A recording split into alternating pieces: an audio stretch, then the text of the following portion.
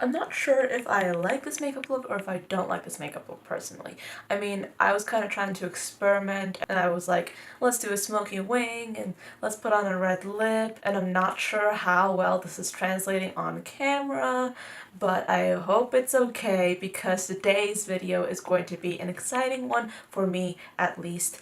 I tend to like these sorts of videos. This one is going to be a favorites video. Well, it's more going to be like a review video of like all the things I've tried recently, and I'm going to be giving you guys my opinions, a brief rundown of each product. So yeah, there's a lot of stuff in here for you guys. So I have several things that I like and some that I do not, but we're going to be going through everything. So if you want to see what I have to share with you, then of course keep on watching. And the very first thing that I have is the Rimmel Match Perfection 24-hour moisture pore blurring effect foundation. This I really gravitated towards because I saw it at like Walmart and I noticed how incredibly cheap it was, and I'm like, oh, that's interesting. I am interested in trying that out because I am broke and I can use my quarters to buy this foundation. So that's what I ended up doing. I like it better when it's applied with a sponge rather than a brush, because I feel like with the sponge I can press it in, whereas with the brush I have to work a little bit harder to blend it out, which is not necessarily the best thing, especially since in my opinion this is a little bit of a thicker foundation compared to some other ones I've tried personally, so I feel like I have to use a sponge to make this work. I have skin that tends to get oily rather quickly, but this foundation has no issue with that. I'm able to wear it and it looks fantastic on my skin, but I just think that if you're looking for a good drugstore foundation, this is a fair option. But personally, I feel like this foundation is good, but it doesn't really wow me enough to make me want to reach for it every day. Alright, so the next foundation that I have is the Wet n Wild MegaCushion foundation. Now I know that everyone has been already talking about this, everyone has already done their reviews, and I'm a little bit late on the bandwagon, but I wanted to make sure I tried this foundation out as much as I could, that I gave a solid review, and I can say that I really actually do like it. I've been using it for quite some time, and my shade, by the way, is Light Ivory. I'm not sure if that's the lightest shade or not, but this is the shade that I've been using on myself. I typically use this in conjunction with my Fenty Beauty foundation, partly because the Fenty Beauty foundation that I have right now, the bottle that I have, is several shades darker than my skin as it is right now, because I haven't really been tanning. Because it is winter, my skin is lighter, so there's a little bit of a shade match issue with the Fenty Beauty foundation. So what I've been doing is I've just been mixing this with the Fenty foundation, and that is how I've been able to get a little bit more of an accurate match with my foundation. Today, unfortunately, I did not do that. I just put on the Fenty Beauty foundation without mixing it in with this, and I really wish I hadn't done that because I'm not sure if you can see, but my face is darker than my neck, which is not making me happy. But hopefully you guys can forgive me. But when I do mix it in with the Fenty Beauty foundation, it does provide a more natural finish. I do end up looking a little bit more healthier, a little bit more, well, not glowy, but a little bit less matte, if you get my meaning, because the Fenty foundation is a matte foundation. It is a lot more natural looking than a lot of other matte foundations that I've tried, but it is a matte foundation. But when I mix it in with this, it gives me like this more healthier matte appearance, you know, and it does hold up for quite a while as well. And I do find that it is quite nice. I do think that if you have a more normal to dry kind of skin, then you might enjoy this a little bit better on its own. But for me, I find that if it's on its own, then I have to set it with a powder, with like this light dusting of powder, in order to wear it for the entire day. So that's something you want to know if you have oily skin. But overall, I really love it when it's mixed with my Fenty Beauty foundation, just because I'm kind of addicted to like the finish it gives to my skin. It's kind of hard to explain, so that's why I have been using it mixed in with other foundations. Moving on, I have something I'm not a really big fan of. This is the e.l.f. Shimmer Highlighting Powder. I was really interested in trying this out. I did notice it is a little bit higher priced than most e.l.f. products. It's about $6, I think, but I was interested in trying it out. I was like, let's give this a go. Let's try this out. And then I swatched it when I got home and I was like, I'm not a big fan, because it just, I mean, it's okay, I guess, if you want to go for this natural highlighted look, but it's just, it doesn't really show up that much. And it feels a little bit chalky, which I'm also not a fan of. I was thinking that maybe it was the first layer, because a lot of highlighters, I feel like e.l.f. highlighters are included in this, but a lot of highlighters, you have to get past the first layer in order to get the pigmentation going. So that's why you see this mark right here. So I could try to press in a little bit harder, and I was trying to see if that would help. It really didn't. So that's why I'm not a really big fan of this. I have tried it on and it just doesn't work for me. I like a little bit more of a finely milled highlight. I like my highlight to be more reflective, which is why this is not something I'm enjoying. Something that I do love from the drugstore is the Wet n Wild MegaGlo Hello Halo Liquid Highlighter. This is it right here. It's a liquid highlighter, if that isn't obvious, and the applicator is kind of interesting. It's like this very, it reminds me of the Tarte Shape Tape concealer, like this applicator.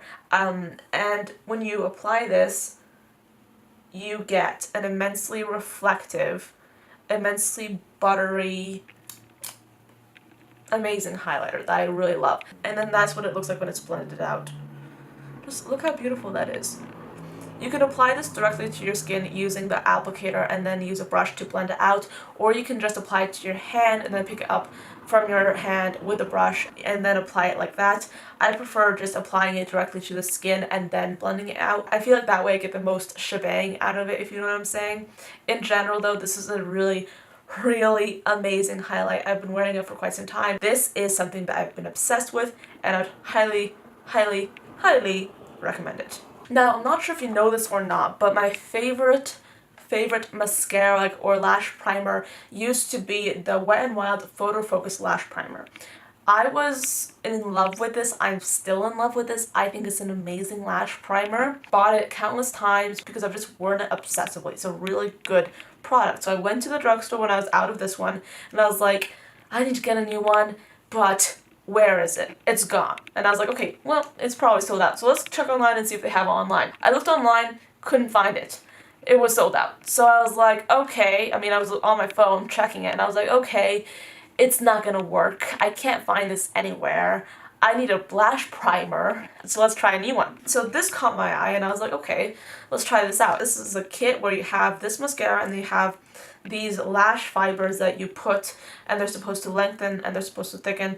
Well, I think it's supposed to, yeah, it's supposed to give more volume and length. So that's what I was expecting. So the idea is you put this mascara on, right?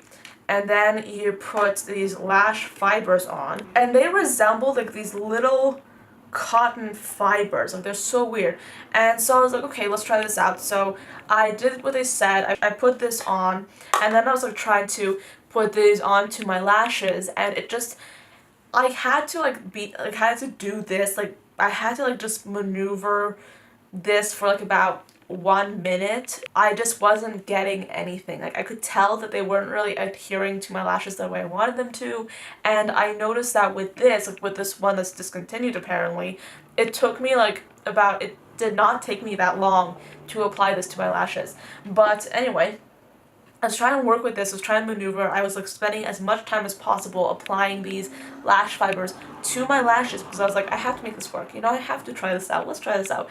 And then I put this on top, and I got nothing. Absolutely nothing. It looked like I hadn't put on lash primer to my eyes at all. And I tried it with other mascaras. See, I tried it with this, didn't work, same thing. And I gave it to my sister actually to try as well. She tried it and she didn't like it either. So this is sadly a disappointment. I wish it wasn't. I wish that they would come out with their original lash primer, because I would be so much happier, but this, I can tell you, is not worth it, so do not get it. Okay, so now I'm off to some things that I really like. These are the Wet n Wild Color Icon palettes. They came out with these new palettes, and I've been giving these a test. I've been working with these a lot, and I can tell you that I have been obsessed with them. They are very good.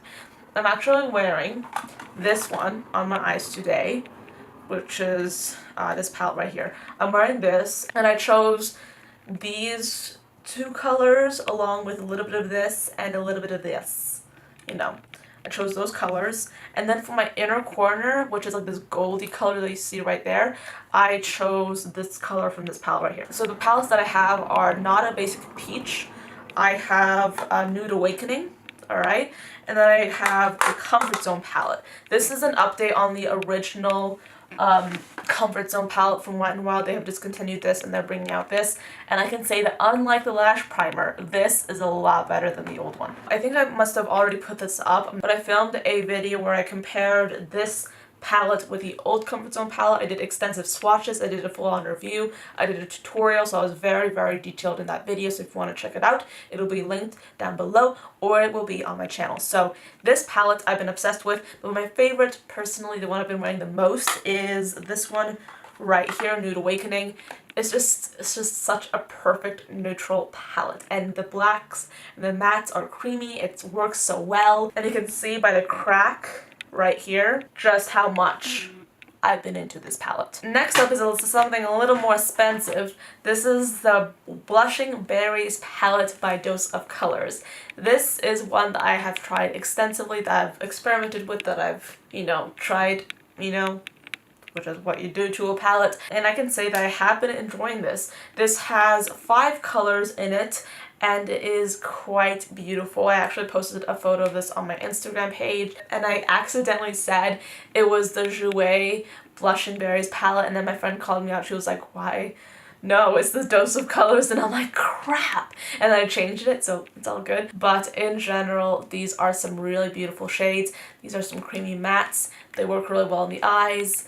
They blend really well. I think it's a good palette. I have really been enjoying this. My favorite color is the black, just because it's so damn creamy, and yeah, it's a good palette. I recently went to Sephora. I decided to treat myself, and I got this palette, and I'm in love. I love it so much. I've been wearing it a lot. You can see that I've really been digging deep into this color right here. Also, these colors are my favorites as well. This palette in general is just so damn good. If you're looking for a neutral palette, but you still love to get your metallics on, you still love to get that metallic gold, metallic silver, this is a really good option to have. But the colors, man, they're so beautiful. This is about $27, I feel. Yeah, I think that this is $27, and I have definitely been getting my money's worth out of it. I just want to swatch these 2 colors for you because they just have like this incredibly wet feeling, and they just go on so smoothly, and they're so incredibly reflective. They're so beautiful, and on the eyes, they look absolutely phenomenal. All of these colors blend out so beautifully. They're so pigmented, and I've been wearing these a ton, and I've been loving them. Something that really irritates me about more expensive brands is when they have a product and you try that product out and you swatch that product and you play with it, and then you realize there are better things, there are better options at the drugstore. Why the heck did I drop like $30 for this teeny tiny palette when I could be getting a palette or some eyeshadows at the drugstore that are so much better? Like, why did I spend this much money? That thought completely irritates me so many times. I hate it when that happens, but this has not happened with this palette right here. I truly feel that these eyeshadows feel like expensive eyeshadows. They wear like expensive eyeshadows. They swatch and they perform like expensive eyeshadows. And the wonderful thing is that these eyeshadows aren't really that expensive. $27 for a 9-pan palette at Sephora is actually pretty fair price, especially when you consider how high the quality is with these shades. So highly recommend this palette. I feel like either one of these, if you're looking for a good neutral palette, is a fantastic option.